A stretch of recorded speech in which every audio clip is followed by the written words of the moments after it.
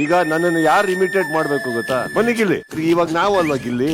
ಅಣ್ಣ ಹೇಳಿ, ಶರ್ಟ್ ಬಿಟ್ಟು ಕೊನೆಯಲ್ಲಿ ಬರೋಣ.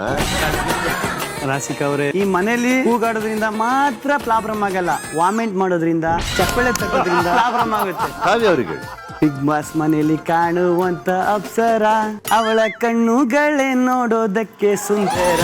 ಯಾಕೋ ನಾನ್ ಹೇಳ್ತಾ ಇದ್ದಂಗಿದಲ್ಲ ಅಣ್ಣ ಇದು. ನಾ ಹೇಳ್ಬೇಕು ಅನ್ನಿಸ್ತು, ಹೇಳ್ದೆ.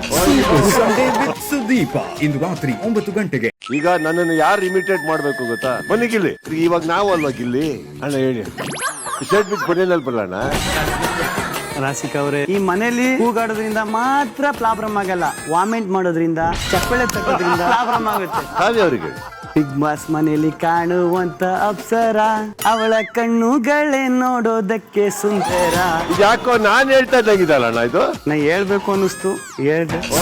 ಸಂಡೇ ವಿತ್ ಸುದೀಪ ಇಂದು ರಾತ್ರಿ 9 ಗಂಟೆಗೆ. ಈಗ ನನ್ನನ್ನು ಯಾರು ಇಮಿಟೇಟ್ ಮಾಡ್ಬೇಕು ಗೊತ್ತಾ? ಬನ್ನಿ ಗಿಲ್ಲಿ, ಇವಾಗ ನಾವು ಅಲ್ವಾ ಗಿಲ್ಲಿ? ಅಣ್ಣ ಹೇಳಿ, ಶರ್ಟ್ ಬಿಟ್ಟು ಕೊನೆಯಲ್ಲಿ ಬರೋಣ.